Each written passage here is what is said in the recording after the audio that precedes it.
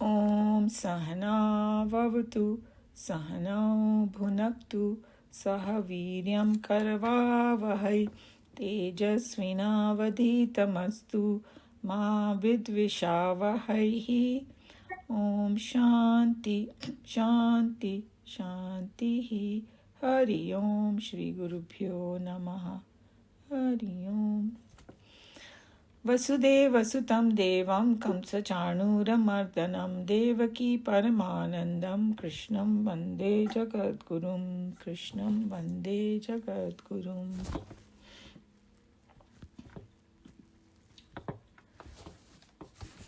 So we are on chapter 9. We are going to be doing verse 11 today. And we did the verse 10 last time, which was explaining the relationless relationship between Brahman and us, like Swamiji says. And verse 10 was under me as her supervisor, means Prakriti. Under me as her supervisor, Prakriti produces the moving and unmoving. Because of this, O Kanteya, the world revolves. So we saw that how the Brahman doesn't do anything, but his presence is required for the cosmos to continue and manifest. And Prakriti is that does everything. So we also need to just learn to be the witness. That was the whole thing. And then now the next one, Bhagwan gets a little more serious now. He's calling people who don't recognize all this, calling them mudhas, fools. So let's see what it says. Verse 11. Avajananti mam mudhaha manushim tanumashritam param bhavam ajanantaha mama bhuta maheshwaram. Avajananti, जिसको बोलते हैं ना जानना और नहीं जानना, यहाँ पर है डिसरिगार्ड करना किसी चीज को. That's what it means. अब जानती. Mam, me, means here is talking about as Brahman. Krishna Bhagavan is saying me means Brahman. Mudhaha. So here this word has been used several times here, and this has basically fools, people who are like aviveki, and we will see more in detail what it means. Why Krishna Bhagavan is calling them fools. Manusham. Manusham is humans. Manushya se aaya Manusham. Or Manush se Manushya aaya actually. Tanum is form. Body or form. Ashritam. जैसे किसी का आश्रय लेना. So refuge in the form, and we will see what it means. Param is always higher. Higher self. Bhavam is state of nature. So this word bhava is used many times, and it indicates the nature of Brahman. Ajanantaha, not knowing. Same. Avajananti and ajananta. Janne se that word has come. Mam is again me. Bhuta Maheshwaram. So this word is going to come again now in subsequent chapters. And this was introduced right here. The great Lord of all beings. Bhuta is all the beings. Maheshwara is great Lord. Ishvara. Maha Ishwar. Isn't Devo ke Dev Mahadev? That's how. So it's, and then these Christians have this term, King of the Universe, they call it. So every religion has their own way of, expressing, that great Brahman. So that's what it is. Great Lord of all beings. So what is basically Krishna Bhagavan saying? And this one has like double, triple meaning, this verse. And all different Swamis and all they tell you, and all of them are very significant. So we will see what all these hidden meanings in there too. So firstly, Bhagavan calls, unfortunately, he says these mudhas, these foolish people. So who we can call mudha in the spiritual sense? So they are not talking about people from worldly sense, mudha. They might be very, very intelligent, worldly. They might be doing CEO of big companies and all. That's not what they're talking about. They're talking about aviveki people. Aviveki, those who do not have discriminative power. to understand what is real and unreal, or deep understanding about this relationless relationship. Unko Bhagwan ne yahan par Muda bola. So that's very important. Otherwise, people say, why Krishna Bhagwan is calling people Mudas? But he has a reason for it. So what they don't understand this whole mechanism that he explained properly.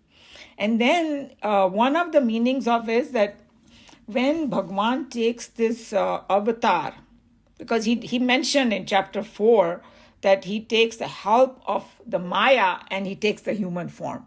भगवान को भी माया का help लेना पड़ता है body लेने के लिए, okay? So he's in human form, but in reality he's that Brahman, but they don't realize his supreme nature.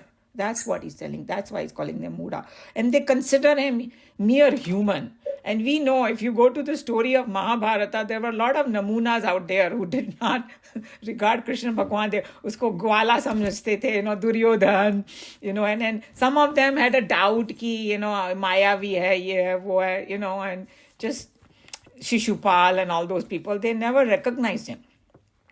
Those kind of people.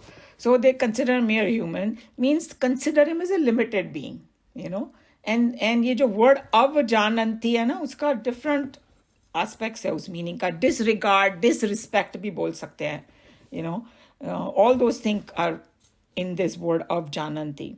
And then here Krishna Bhagwan says that tanum ashritam, meaning he has actually taken refuge in the human form, and as I was mentioning, with the help of the Maya, but he is an avatar.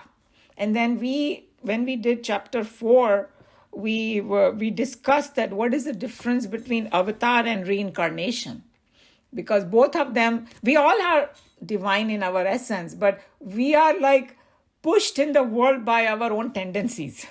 Right? We have no choice. We have all these desires and all those vasanas in us. That's what makes us manifest in the world. But avatar comes with his complete freedom and complete own wish, because they are trying to fix something. And a lot of Mahatmas and all who are born also, they come because they are trying to fix something. So avatar is the ultimate, has a complete control over that. That's the difference between avatar and reincarnation. So, they don't recognize him as an avatar. And then, not knowing the supreme nature, these foolish people look at me as a mere individual, insults and disrespect me. We have that whole story of Shishupal. He kept insulting, 100 insults he hurled at Krishna before his head was chopped off. So and we know that Duryodhan constantly, said insults. So that's how. And this word param bhavam jananta means not knowing the supreme nature, because we know that even in between Arjun and Krishna Bhagwan, Arjun also didn't know his complete, this highest nature. He didn't know that Krishna Bhagwan had to tell him in chapter 4. Firstly, he gave an indication. So what did Arjun? He considered him as a dear friend, as a relative. And obviously, no doubt, he had a great love and respect. That's not the point. He did have a great love and respect. Some other people didn't even have that. But he thought that Krishna Bhagwan was born just like him. They were of a similar age group and all that. And he asked that question too, hey, you were born recently, so how can you say that you gave this gyan and all that? And then he thought he lived in Vrindavan and Gokul, so we know all that. But then what happened, we have not come to the chapter yet. Only when Krishna Bhagwan ka unhone Virat Roop dekha, then suddenly he realized, oh my God, he's not an ordinary human being. He's Sakshat Ishwar in this form. So that's why Krishna Bhagwan is saying that, fools disregard me. So, and then this word Bhuta Maheshwara, the Bhagwan says that not knowing my Param Bhavam, my supreme nature, that I am the Bhut Maheshwara, I'm the great Lord of all being, And like I was saying, that in Christianity also, the king of the universe, they always uses this. In all the Abrahamic religion, they use this term. It's the same thing. And then, now what Nikhilanandji was saying, that this particular idea that, hey, you disregard me, it can be also taken in respect to all of us. That we are human beings, but our nature our like essence is that Bhagwan. So when people don't see within themselves and with other people the essence, so you are also disregarding. So that's a very hidden meaning over here. That's a very important. So we should know ourselves, even if we don't experience it right now, but that we are that Sachidanand Brahma, because that's what Krishna Bhagavan told us. But we consider ourselves as a limited being also, And then, so he was saying how Nikhilanandji was saying, so in technical terms, we are also disrespecting, Bhagwan, by not recognizing them in us and in other people. Because each one of us, we think that we are limited and all that, and but I should just remember that I'm the pure consciousness, all pervading, and the very substratum of this whole world. And then I'm free from bondage of Prakriti, and I'm merely a witness of the Prakriti. So that's the whole technique, that look at yourself as a witness. And then there is this term that they use in Vedanta a lot, that you are always free. In Sanskrit, they call it Nitya Shuddha Buddha Mukta Swarupa. So that's what we are also, but I feel like bound, I'm taking birth, I'm dying, I'm this and that. That's why I'm insulting my own nature after I learned this. So in nutshell, Bhagwan says that not knowing my nature, people disregard me and disrespect me. And then what Nikhilanandji was saying, that that the real nature of Bhagwan is that Bhuta Maheshwara and transcendental and all that. And when we don't know all these things, then what happens in the world? All our actions and all our knowledge become waste of efforts.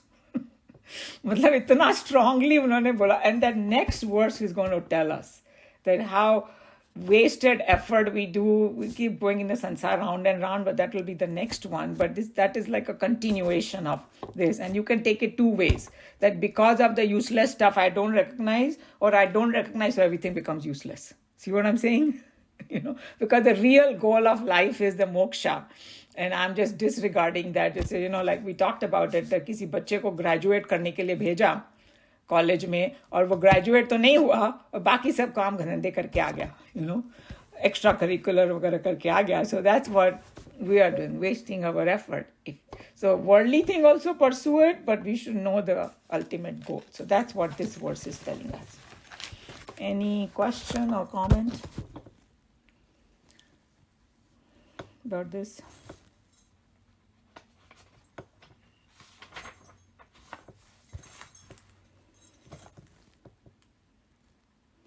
Any volunteers to read? Niluji, you want to read?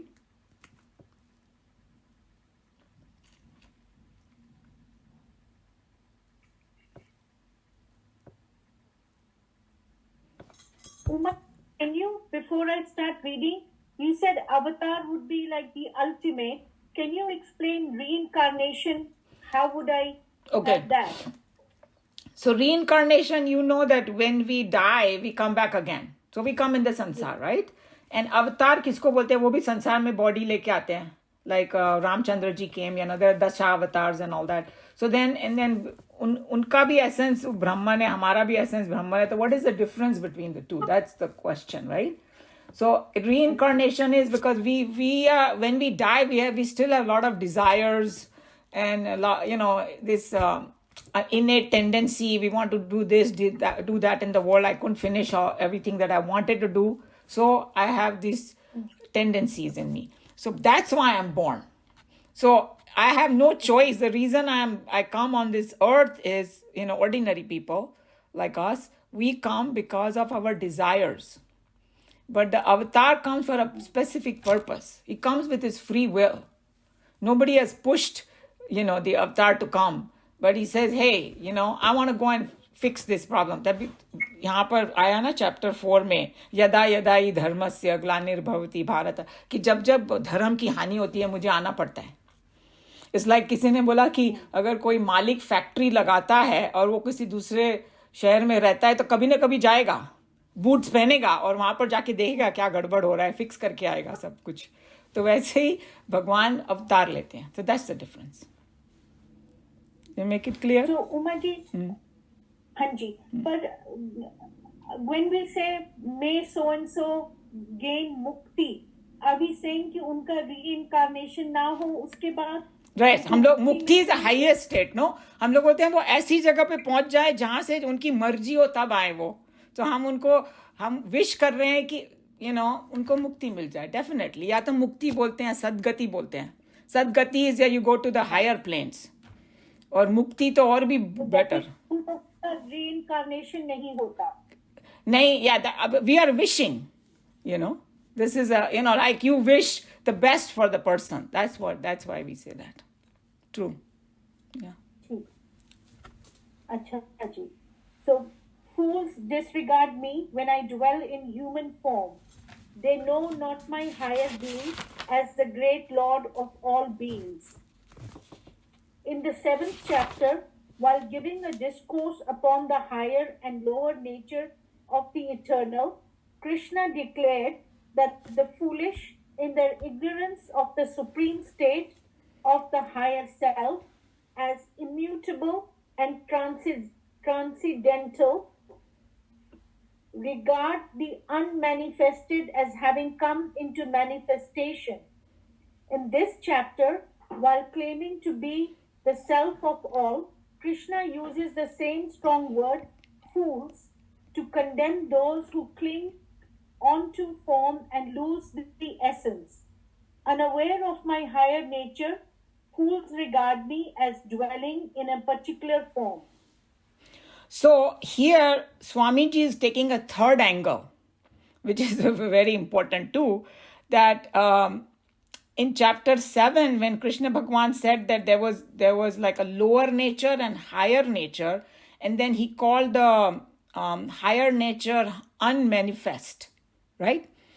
But then he also introduced that, look, there is another unmanifest, which is beyond the two, okay? And that is that transcendental nature and immutable nature, means that particular factor, nothing happens to it, And then, but some people don't understand about that part, the higher part, and they just think that, okay, that you unmanifest becomes manifest, and then again it becomes unmanifest. So it's continuously happening. And there are certain part of philosophies in India who kind of accept that kind of thing, okay?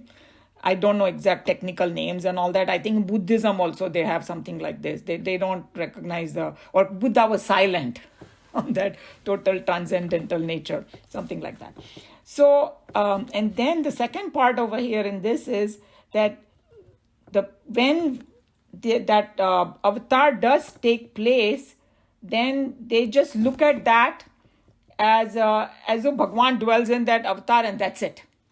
Just form se इतना attached हो जाते हैं कि they forget that God is in everyone and God is like everything, and the different forms are just his manifestations only. Then they start fighting and all that. You will see that. So when you become you don't have a complete knowledge, you become a fanatic. That's what he's trying to say. They just cling to one type of form, and then they start fighting, my God is better than yours, forgetting that, hey, everything is a manifestation of God only. That's what he's trying to say. Idol worship is, no doubt, a great help and a convenient technique by which the limited mind and intellect can learn safely to swim across the ocean of Sansar. Reach the infinite shores. Say that again. It's Sansar. The way it's spelled, that's why it looks like that. The ocean of Sansar. Sansar is the world. Yes. Mm-hmm. Okay, got it. Safely to swim across the ocean of Sansar and reach the infinite shores that lie beyond. Vyasa was the father of present type of idol worship, although the rudiments of the technique are met with even in the earliest Vedika periods, wherein a manifested phenomenon is made to represent the unmanifested numans. Fire was worshipped during the yagnas and yagas. and the Reverend Rishi himself as the Guru was considered equally divine for the purpose of Upasana in the Vedic period. So here, in our religion, Murti Puja is a very important part, right? और personal God जिसको बोलते हैं, और इष्ट देवता सब हमारे सबकी कोई ना कोई फेवरेट हैं. My favourite is Lord Krishna. But so sabka, because that helps us, it's easier to worship through that. That's what it is. So that has been used as a technique, he's saying. And some people who say, oh, Vedic time पे तो कोई मूर्ति पूजा नहीं होती थी, right? ऐसे कोई बोलेगा, which sounds right, but उसमें भी वो लोग symbol use करते थे. Fire was a symbol of God only, because fire is the first element which you see as a manifested element, because we can't see Akash, we can't see Vayu. Fire is the one that you can see. That's why they started with fire. Or the Guru was considered. Guru को बोला भगवान मानो, वो है ना famous, गुरु गोविंद दो कड़े काके लागू पाए, बलिहारी गुरु आपने गोविंद दियो दिखाए. गुरु को एकदम माना, because that was a purpose of upasana, because that was a technique that helped, like Swamiji saying, to swim across the ocean of sansar and reach the shores of the infinite that lie beyond, because it's very, very hard for the human mind to connect to the formless. Some people will swear by it, but in Kali Yuga we know a mind, to sit in meditation, how hard it is. So then they have this technique. So this was used as a technique, but now uska roop bigad gaya, Kali Yuga mein. We'll see the next paragraph what Swamiji is saying. Go ahead. An extension of this technique in its application is the idol worship of the present day.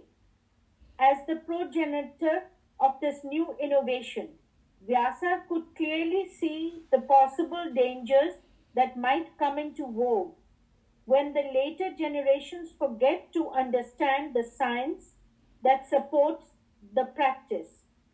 And how true was his fear. He therefore had to carefully indicate the pitfalls and warn the pilgrims on the path of devotion in right time against them. So here, it was Ved Vyasji who introduced all the Puranas and all these technique, and now it has taken now to India में तो mainly मूर्ति पूजा ही होती है. But what is the danger? This verse tells you. Krishna Bhagavan is calling them fools.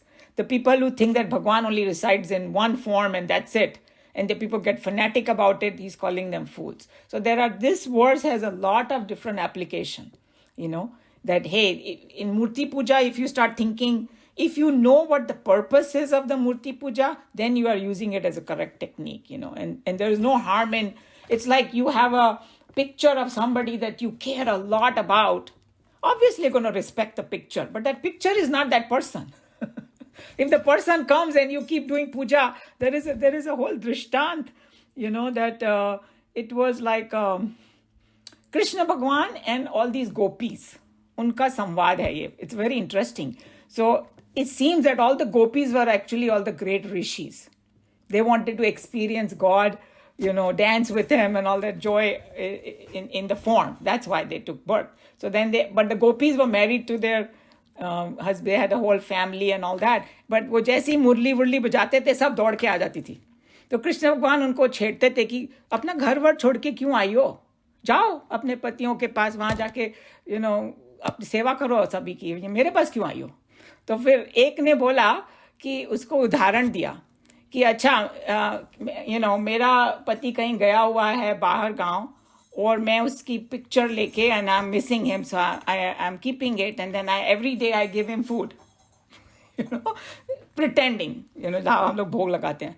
और फिर वो 6 महीने के बाद वो खुद वापस आया, and he's knocking at the door and he's saying hello, and I'm still feeding the picture. Does that make sense to you? I should go and get him first, because that's real. So you think you are real, तुम हमारे असली पति हो, और ये संसार. तो फिर कृष्ण भगवान अच्छा रहने दो, रहो यहीं पर, So that samvad has such a deep meaning, So that's what they are trying to tell you, that, hey, this is a symbol. Don't make it into real God. God is in everybody, is resides in everybody, and you also, to try to understand that. That's what Krishna Bhagwan is saying it over here. Can you explain progenitor for me? Yeah, progenitor is biologically related to the ancestor. That's what the dictionary meaning is. That means ये जो current मूर्ति पूजा है ना, जो हम लोग अभी करते हैं इंडिया में, या हम लोग यहाँ पर भी जहाँ कहीं भी जो मूर्ति वगैरह होती है मंदिरों में, उसका जो origination is a technique coming from Ved Vyasji, and also there is a mention in the Vedas about it. That's why I was saying that even though they don't have actual form, they were worshipping the fire as extension of Bhagwan only. So यहाँ पर progenitor को बोला है कि भाई ये एक technique कहाँ से आया है, वहीं से आया है, हमारे वेदों से ही आया है, इसलिए बोला है सब progenitor.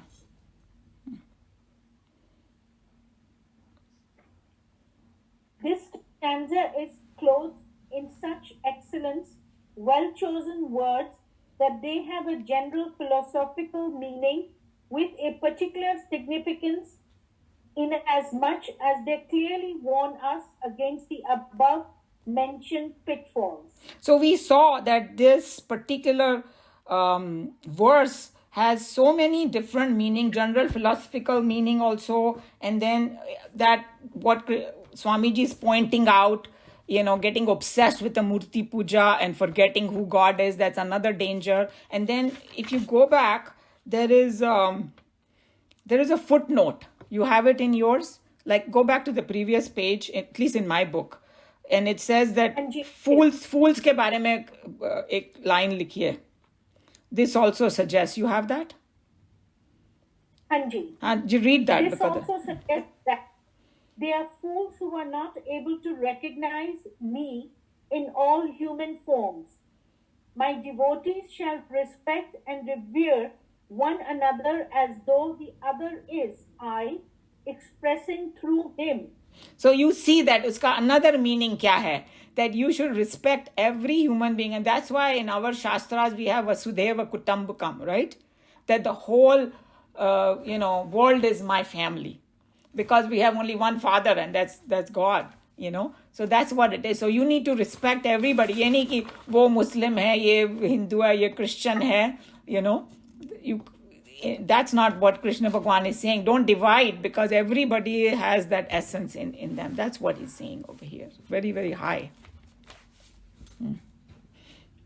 To mistake the idol for God or the form of the Guru to be the infinite is to mistake the container of the contents. An idol is only a symbol, pratik, for an imperceptible and subtle truth. To play with the milk bottle is not to feel refreshed when one is hungry or thirsty. Playing with a spoon and fork over an empty plate is no satisfaction when the player is really hungry.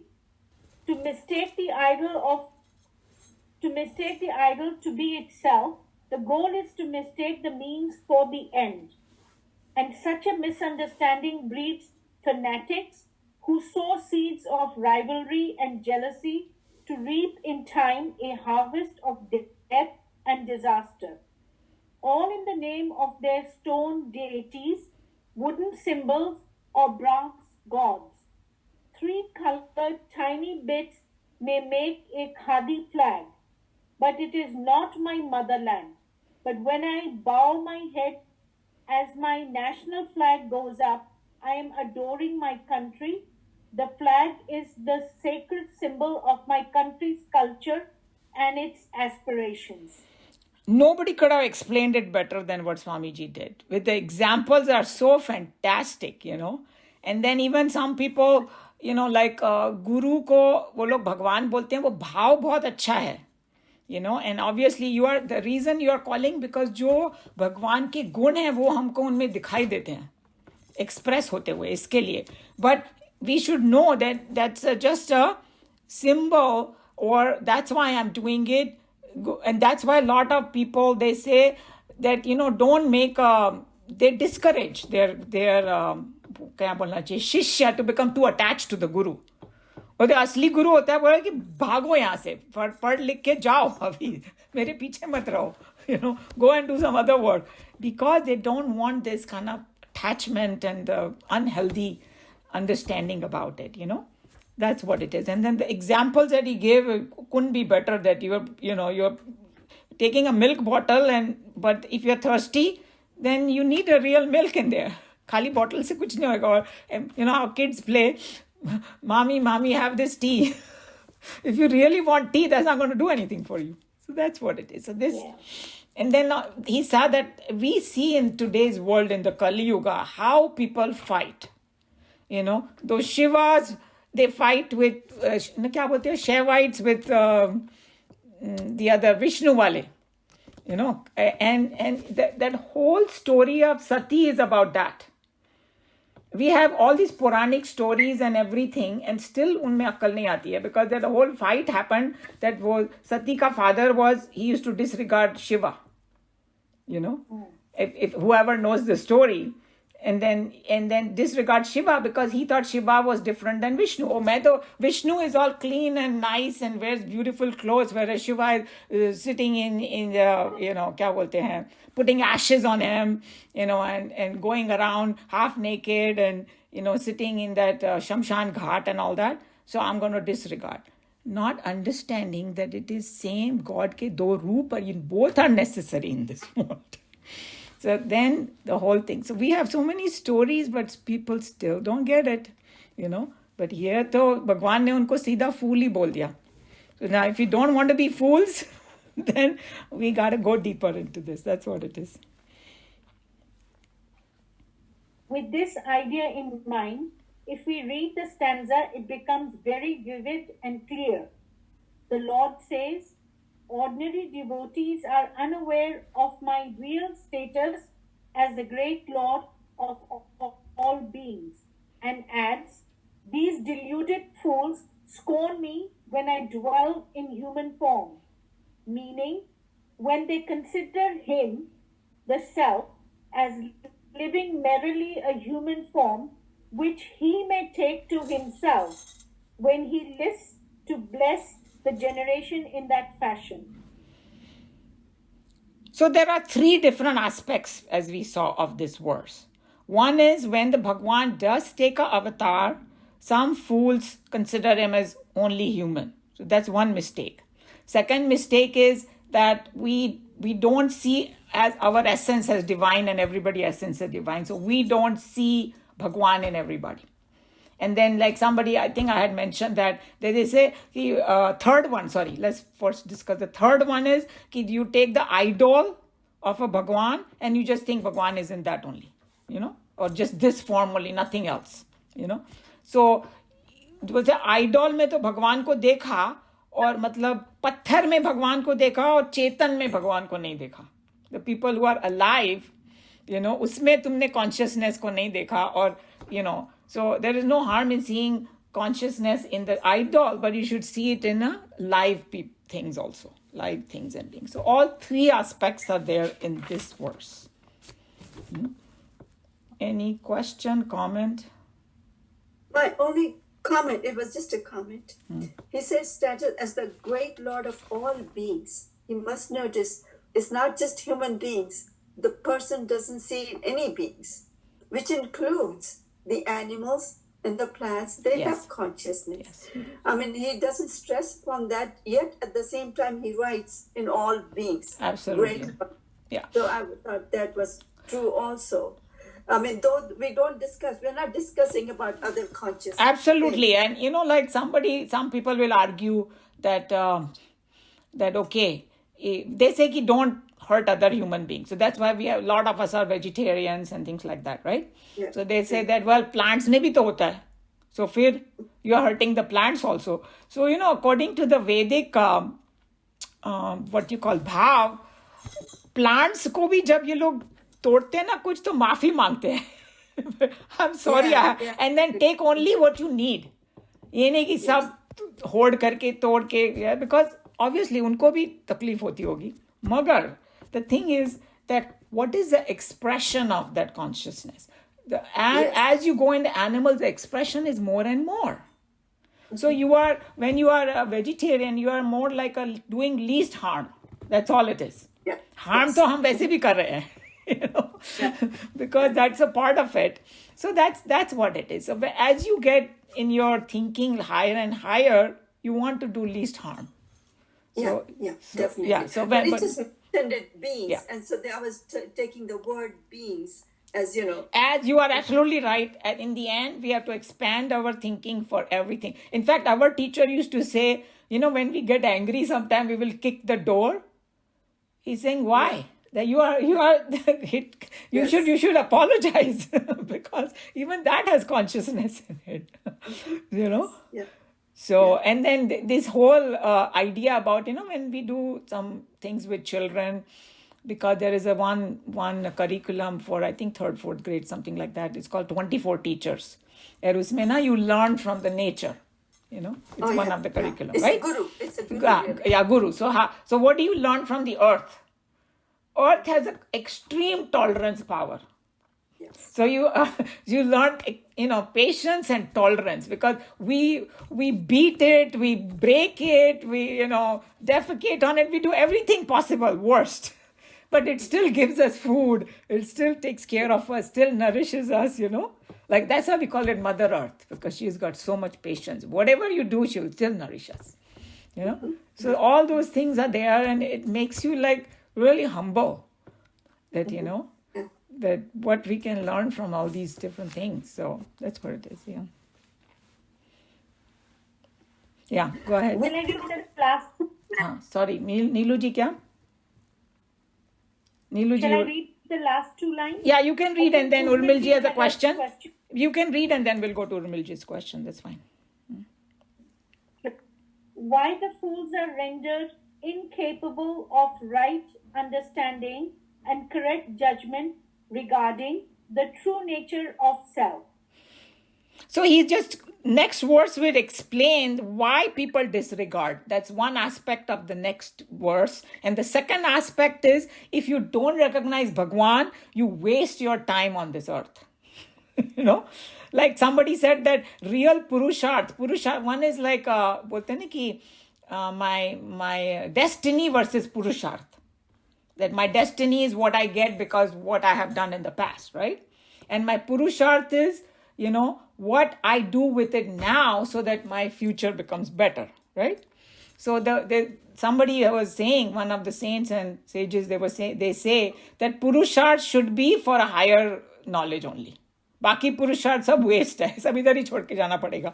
कितना भी तुम पैसे बना लो, कितना भी बड़ा घर बना लो, कितना भी दुनिया में कुछ ये कर लिया, वो कर लिया, ये रिसर्च कर लिया, great. That's nobody is denying that, but actually that all you have to drop. But what, to understand God, whatever effort you put, that's a real Purusharth, because you're going in the right, whatever God sent you here for, that's what you are getting. That's what it is. Yeah.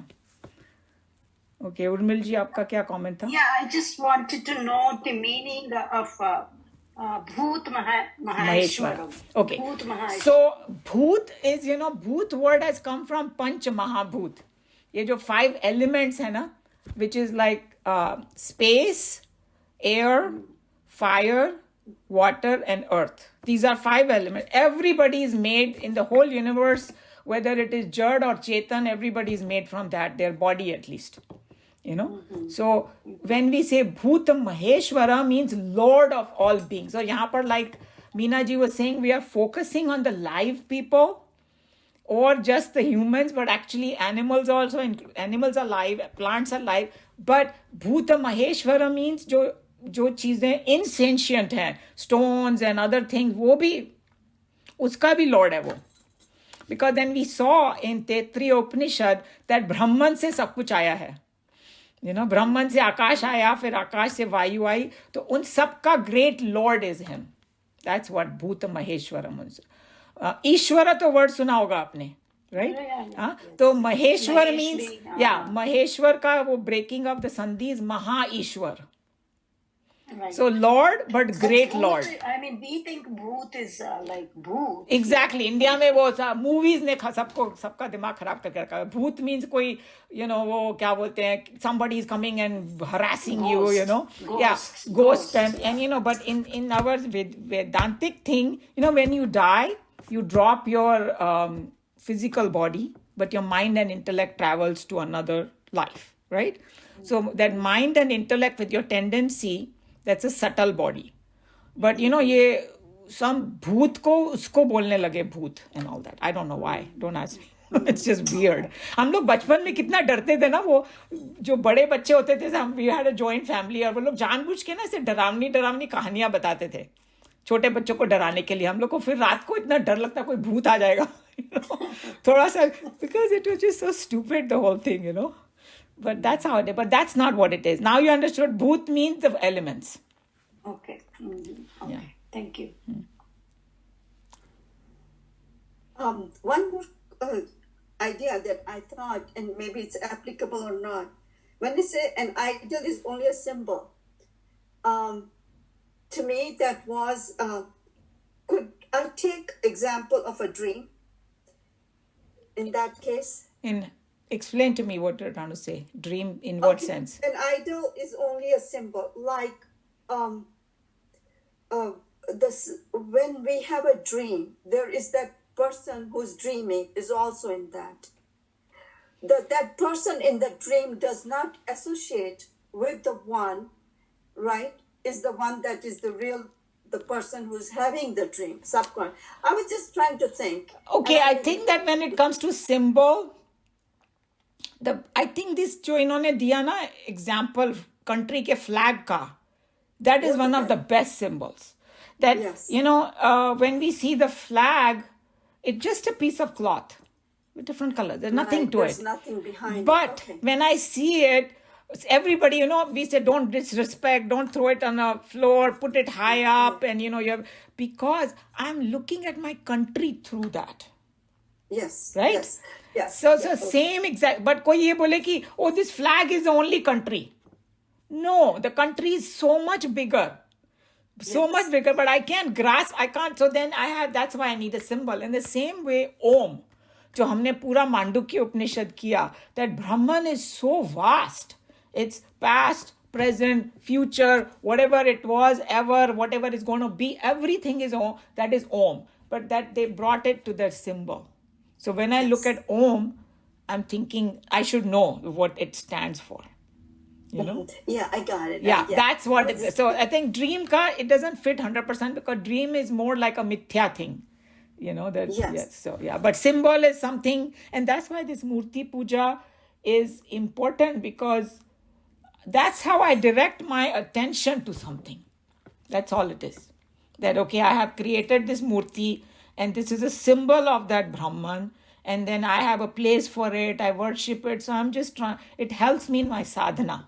It's just a means, it's not an end. Just a means. Right. That's what the only difference is. So if you forget that it is the end and you just get caught up in the means.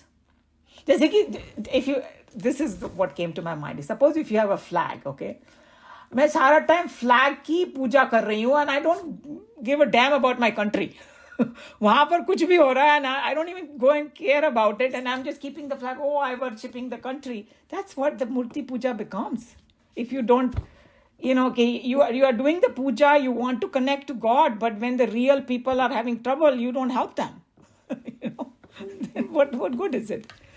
That's what it is. But to me, it's like, people pray to Gita or Ramayana. They do the puja to the book. What it has in it. Sometimes they're not. But uska respect देंगे. Exactly, but अगर खाली respect ही देते जा रहे हो, और कृष्ण भगवान ने क्या बोला वो मालूम ही नहीं. हम लोग ने सब ऐसे ही किया था बचपन में. At least I don't know about everybody. In my family also, nobody was talking about what Krishna Bhagwan said. They were just, Krishna Bhagwan की आरती करो जी. Om Jai Jagdish Hare karo. But once you learn, then you really know the depth of it. Nobody's saying don't do the aarti, but after you know what Krishna Bhagwan has said, my God, you will have so much respect. अपने मन से ही आरती निकलेगी तुम्हारी. किसी को बोलना नहीं Yes, पड़ेगा, exactly. you know, कि आरती करो. But that's exactly what it is. So now we know that how important it is to see कि what the avatars, what were they about? What are they saying? What are they doing and all that? Give more attention to that. You know, absolutely. The rituals, when we do them, it puts us in that mood, right? I mean, then you worship. Rituals are important too, but then That's what I'm saying. But if you just do the ritual and you never graduate, because with the little children, you have to start with the ritual, right? You can't start giving them Vedanta. Poor kids were not going to understand anything. So you start with that, then you graduate. Then, as they get older, hey, what did Krishna Bhagwan say? And then once you know, what Vedanta is saying, then you will be doing the ritual in the right context. And not for the sake of just ritual. Just some kind of vyapar with Bhagwan. Oh, please give me this, and मैं ये चढ़ा दूंगी, वो चढ़ा दूंगी. That sounds so at a very, very low level. That kind of thing. So you will stop doing that, I think. Or we will stop doing that. Umaji, isn't puja should be a way to express our gratitude. That's what our teacher used to say. That, she said that if you think that God is in everybody, he already knows your trouble. You think he doesn't? You can ask for strength. Yes, I have this trouble. I can't manage, and please give me the strength. But to tell him to change your circumstances, he even cannot do that. He can make you stronger, yes. Or like you said, the best prayer is to thank. Because whatever he gives is so much to all of us. We never, we have to have a gratitude in our heart for what we have. We always try to see what the glass is half empty. We don't see what we have. Because he has given us enough material, enough circumstances to rise in our spirituality. And also when we are expressing our gratitude, that's a constant reminder, what is the gratitude for? Yeah, absolutely. Yeah. And so then you remember the Vedantas and everything. Yeah, exactly. Yeah. But even if our teacher used to say, Bhagwan is so kind that if you forget his real nature and you do all that and you keep begging for this or that, wo bhi de dega tumko. It's like a spoiled child, Keep going to the parent, give me this. After about 5th or 10th time, you say, okay, take it, But then that thing may not be best for that person, Then they'll come crying back, that, oh, I didn't need that, whatever. But okay, जिद कर रहे हो ले लो, वो भी दे देगा तुमको. So sometimes even if things don't go in your favor, even that is a prasad, because that I'm learning from it. Yeah, I'm learning something. That exactly. means he's given me a situation to learn from that situation. Right. What and then sometimes we may think from our limited mind that something, I want this so bad. It can be a situation also. It can be, it doesn't have to be material things. It can be, situation or relationship or anything. So I'm asking because I have no vision of the future. I don't know the bigger scope of it. So I'm asking, and that thing could be the worst for you. So then Bhagwan doesn't want to give you. And the example given is, everybody will relate to that example because we all have grandchildren now. Some of your grandchildren are even going to college. Mine is still young. When they, under the sink, if they start going and that blue liquid really looks very good. Maybe a year-old child, and he wants to drink that. It's a poison. So you might give him 2 thappads also, if he's about to grab it or something. And you say, no, that. And then, but the child doesn't know that. He will cry. He will think you are such a cruel grandma. You are not giving me what I want. So that's what it is. And when we are asking for things, we have no clue what we are asking for. Because we don't know the results of it. We don't know the bigger picture. Yes. So many times afterwards we realize it was a blessing in disguise. I know. किसी को कोई job बहुत चाहिए और वो नहीं मिलता है, फिर उससे भी बेटर जॉब कोई मिल जाता है, तो वो अच्छा हुआ वहाँ रिजेक्ट कर दिया मुझे. और कि कॉलेज एडमिशन का भी मैंने सुना है, and then sometimes you say, oh, I want to go to this Ivy League and all that, and you may be a borderline case and you might go over there and you might completely get lost there because there are other 100 great people and तुम्हारी कोई कदर ही नहीं होगी. But if you go to a smaller place and you might be number one there, so which is better for you? Right? So we may think in our arrogance that, oh, I want this, I want that, and I know what I want. Some people say, no, I know what I want. We know nothing. That's why they say surrender. Surrender.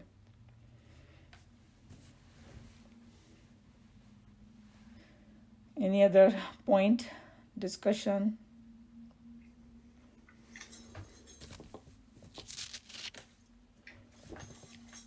Shall I close Bhagavad Gita?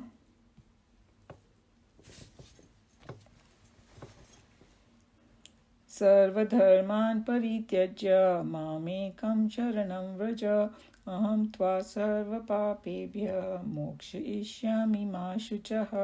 हरिः ओम. श्री गुरुभ्यो नमः. हरिः ओम.